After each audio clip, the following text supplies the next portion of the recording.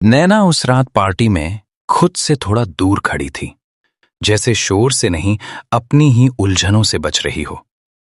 तेज music, हंसी, रंगीन lights, सब कुछ उसके आसपास था, लेकिन उसका मन कहीं और अटका हुआ था। वो वैसे भी ऐसी पार्टियों में कम ही जाती थी। अगर उसकी रूममेट रिया जिद न करती, तो वो आज भी अपने कमरे में लैपटॉप लेकर बैठी होती। नैना, जिंदगी सिर्फ काम नहीं होती, रिया ने उसे घसीटते हुए कहा था। नैना बस हल्का सा मुस्कुरा दी थी। बालकनी के पास खड़ी उसने गहरी सांस ली ही थी कि अचानक किसी से टकरा गई। सॉरी, दोनों की आवाज एक साथ निकली और फिर दोनों हंस पड़े। वो अभय था, लंबा, कॉन्फिडेंट, चेहरे पर हल्का सा एटीट्यूड, लेकिन आंखों में अजीब सी चमक। अभी अभी फोन कॉल खत्म करके बाहर आया था। आप अंदर क्यों नहीं हैं? उसने सहजता से पूछा। भीड़ पसंद नहीं, नैना ने छोटे से जवाब में बहुत कुछ कह दिया। बस वही एक पल था जहां एक अनजाना सा रिश्ता शुरू हुआ। कुछ देर की बातें, काम, पसंद, नापसंद, और फिर नैना चुपचाप वहां से चली गई। अभय बस एक चीज जान पाया, उसका नाम नैना। उस रात अभय सो नहीं पाया। वो बार बार उसी चेहरे को याद करता रहा। वो सादगी, वो सुकून। अगले दिन से उसने उसे ढूंढना शुरू किया। दोस्तों से पूछा, सोशल मीडिया खंगाला, और आखिरकार उसे इंस्टाग्राम पर नैना मिल ही गई। उसने तुरंत रिक्वेस्ट भेज दी।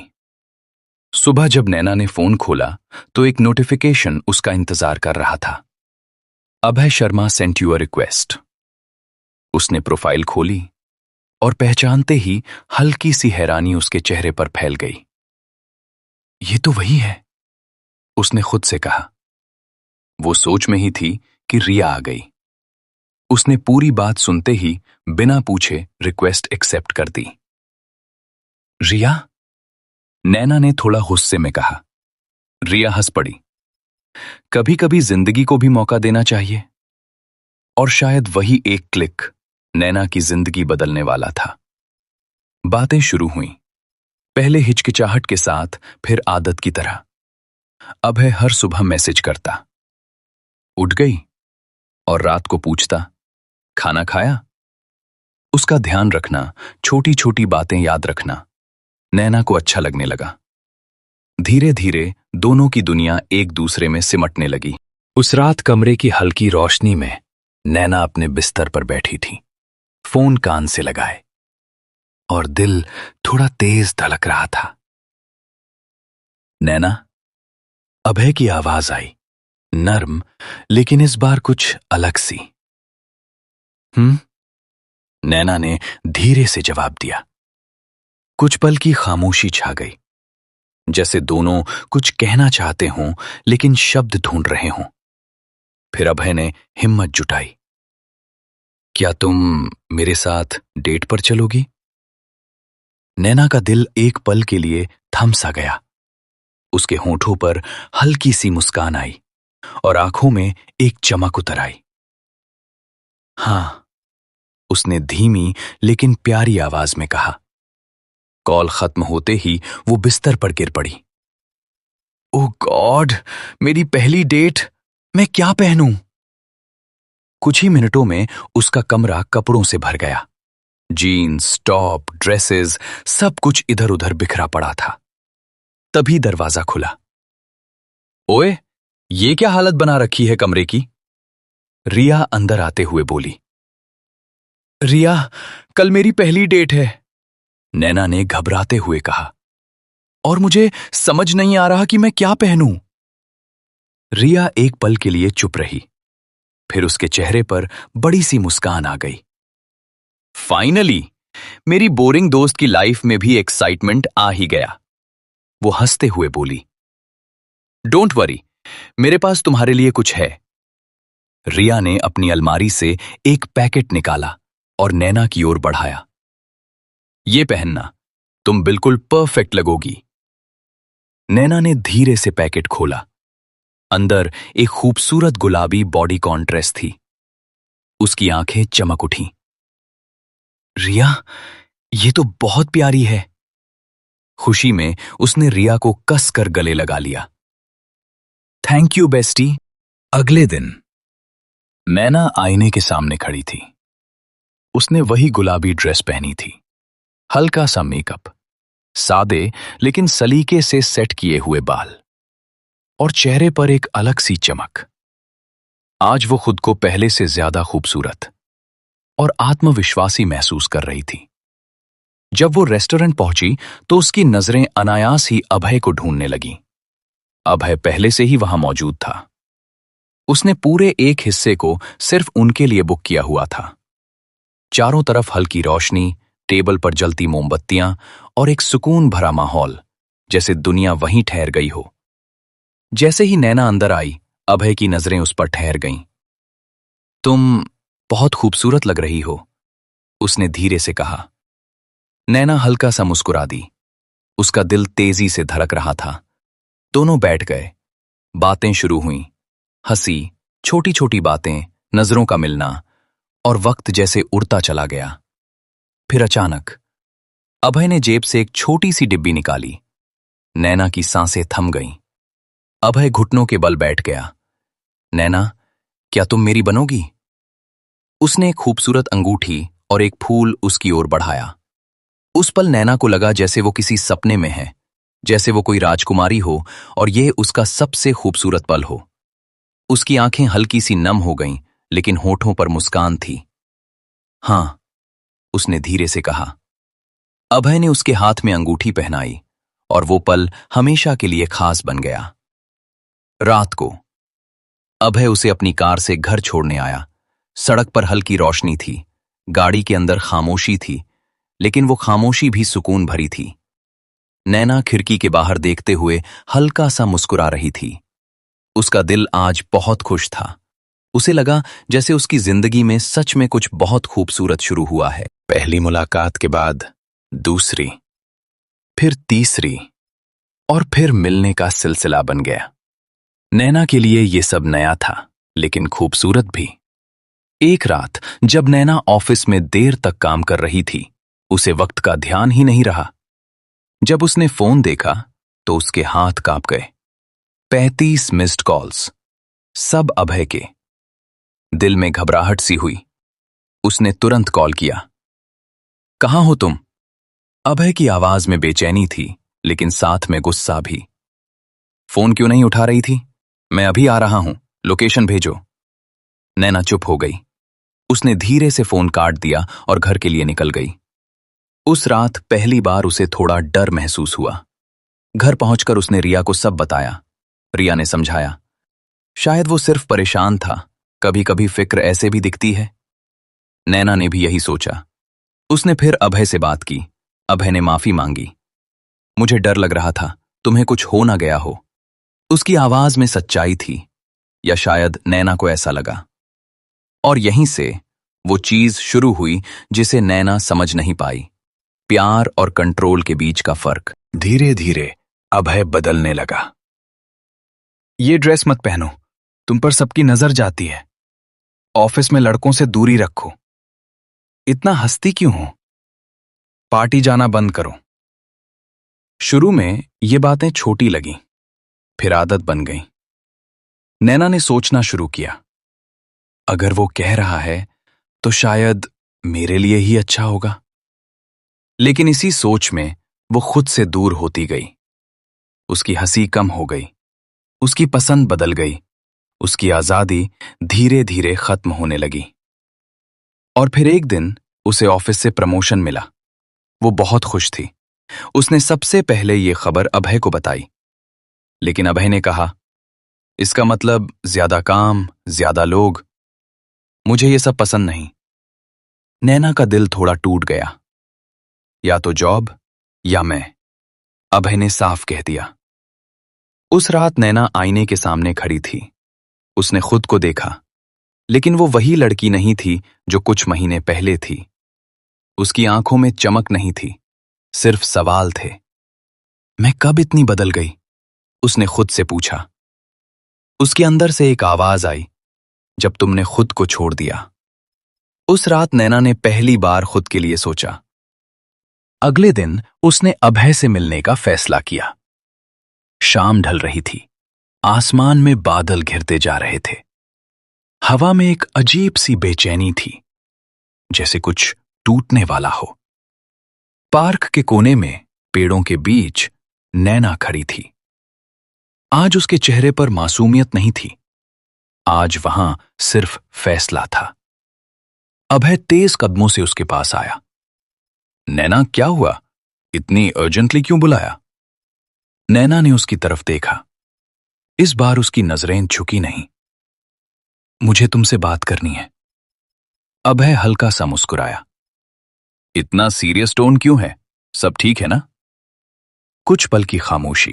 फिर, मैं ये रिश्ता खत्म करना चाहती हूं। जैसे वक्त रुक गया। क्या? अभय का चेहरा सख्त हो गया। तुम पागल हो गई हो क्या? अचानक? रीजन क्या है? नैना शांत रही, लेकिन उसकी आंखों में अब डर नहीं था। रीजन? उसने हल्की सी कड़वी मुस्कान के साथ कहा। तुम। अभय भड़क गया। Excuse me? मैंने तुम्हारे लिए क्या क्या नहीं किया? बस। नैना की आवाज इस बार तेज और सख्त थी। यही प्रॉब्लम है अभय। तुम्हें लगता है तुमने मेरे लिए किया। वो एक कदम आगे बढ़ी। याद है जब तुमने कहा था ये ड्रेस मत पहनो? जब कहा था ऑफिस में लड़कों से दूर रहो? जब कहा था इतना हंसती क्यों हो? उसकी आंखें भरने लगीं। तब लगा था फिक्र है। आज समझ आया वो कंट्रोल था। अभय हंसा तंज के साथ। तो इतनी सी बात पर ब्रेकअप? तुम्हें लगता है तुम मेरे बिना खुश रह पाओगी? एक सेकंड का सन्नाटा। नैना ने उसकी आंखों में देखा। शायद पहली बार। हवा तेज हो गई। पेड़ों की पत्तियां हिलने लगीं। अभय अब गुस्से में था। तुम जैसी लड़कियां ना अकेले नहीं टिक पाती। 2 दिन में वापस आ जाओगी। बारिश की पहली बूंद गिरी।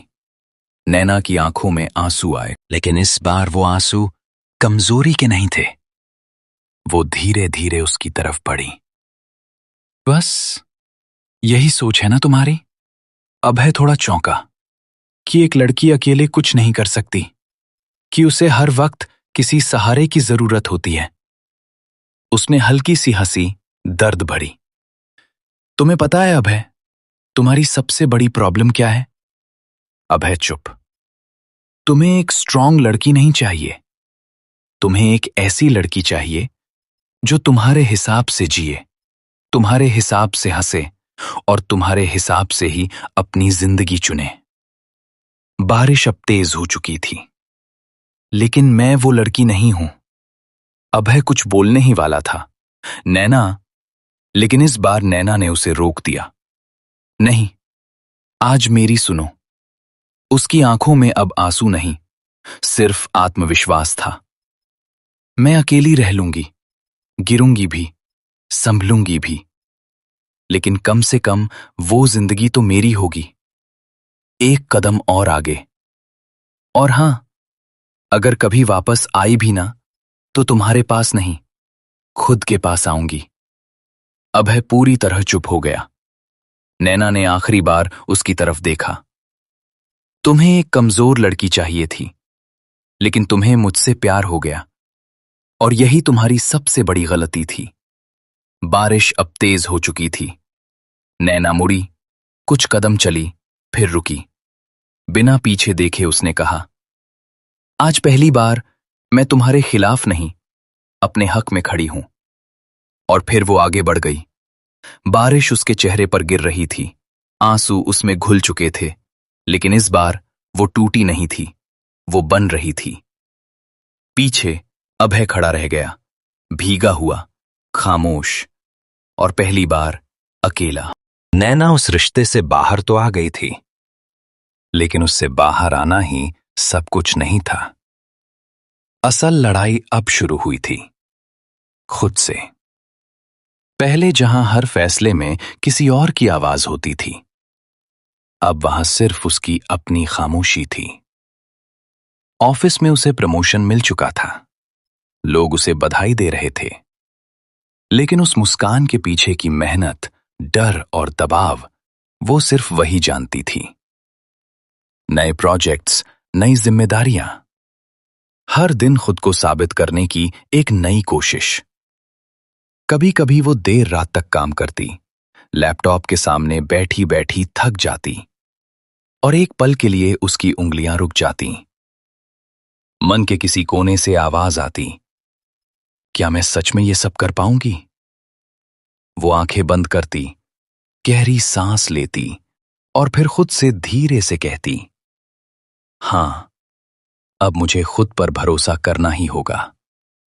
धीरे धीरे उसने अपने डर से भागना बंद किया और उसका सामना करना शुरू किया। हर दिन थोड़ा थोड़ा सीखती गई, हर गलती से थोड़ा थोड़ा मजबूत होती गई। वो अब बदल नहीं रही थी, वो खुद को बना रही थी। एक रात कमरे में हल्की रोशनी थी, सब कुछ शांत था, जैसे वक्त भी धीरे चल रहा हो। नैना यूं ही इधर उधर देख रही थी। तभी उसकी नजर ड्रेसिंग टेबल पर पड़ी। वहीं एक छोटी सी अंगूठी रखी थी। उसका दिल एक पल के लिए रुक सा गया। वो धीरे धीरे उसके पास गई और उसे उठा लिया। उसी पल जैसे सब कुछ वापस आ गया। वो हंसी, वो कैंडल लाइट, वो हाँ कहने का पल। उसकी आंखों में नमी उतर आई। क्या वो सब सच था या बस एक खूबसूरत झूठ? उसकी उंगलियां हल्के से कांपी। दिल फिर से भारी होने लगा, जैसे वो फिर उसी जगह लौट रही हो जहां से वो इतनी मुश्किल से निकली थी। तभी पीछे से रिया की आवाज आई, अब भी पकड़े रखोगी उसे? नैना ने पलटकर देखा। रिया उसके पास आई। उसकी आंखों में सीधे देखते हुए बोली, तुम उस इंसान को नहीं, उस दर्द को पकड़े बैठी हो। नैना चुप रही। रिया ने धीरे से उसका हाथ थामा। तुम्हें पता है तुमने क्या किया है? तुमने खुद को चुना है नैना, और हर कोई इतना हिम्मत वाला नहीं होता। उसकी आवाज में अपनापन था, सच्चाई थी। तुम टूटी नहीं हो, तुम बच गई हो। नैना की आंखों से एक आंसू गिरा, लेकिन इस बार वो आंसू उसे कमजोर नहीं कर रहा था। उसने एक गहरी सांस ली और बहुत धीरे से वो अंगूठी वापस रख दी। इस बार वो सिर्फ एक चीज नहीं रख रही थी, वो एक अतीत छोड़ रही थी। समय धीरे धीरे बीतता गया और उसी के साथ नैना भी बदलती गई। उसकी मेहनत अब सिर्फ कोशिश नहीं रही, पहचान बन गई। एक सुबह अभय अपने घर में बैठा अखबार पढ़ रहा था। उसकी नजर अचानक एक तस्वीर पर जाकर रुक गई। कुछ सेकंड तक वो बस उसे देखता रह गया। तस्वीर में नैना थी, स्टेज पर खड़ी, आत्मविश्वास से भरी, आंखों में वही चमक जो कभी उसने खुद ही बुझा दी थी। यंग एंटरप्रेन्योर अवार्ड विनर नैना शर्मा। उसके हाथ धीरे धीरे नीचे गिर गए। चेहरे पर पहली बार खामोशी थी। शायद उसे अब समझ आ रहा था उसने क्या खो दिया। एक शाम नैना अपनी बालकनी में खड़ी थी। हवा उसके बालों को हल्के हल्के छू रही थी और इस बार उसके चेहरे पर सुकून था। अब वो पहले वाली लड़की नहीं थी जो हर बात में खुद को सवालों में उलझा लेती थी। अब उसके पास जवाब थे। उसने दूर आसमान की तरफ देखते हुए धीरे से कहा, सबसे खूबसूरत रिश्ता वही होता है जहां हम खुद को खोते नहीं बल्कि पाते हैं। उसकी मुस्कान हल्की थी लेकिन सच्ची थी। तभी नीचे से रिया की आवाज आई, नैना जल्दी आओ, कोई तुमसे मिलने आया है। वो हल्की हैरानी के साथ नीचे आई। रिया के पास एक लड़का खड़ा था, साधारण, शांत, लेकिन उसकी आंखों में एक अलग ही सुकून था। मीट आरव, रिया ने मुस्कुराकर कहा। मेरा कजन मुंबई से आया है। आरव ने हल्की सी मुस्कान के साथ कहा, हाय, मैंने आपके बारे में बहुत सुना है। नैना ने उसकी तरफ देखा। इस बार उसके दिल में कोई घबराहट नहीं हुई, कोई डर नहीं, कोई जल्दबाजी नहीं, बस एक हल्की सी शांति थी, जैसे जिंदगी धीरे धीरे उसे एक और मौका दे रही हो। और इस बार वो खुद को खोने नहीं वाली थी।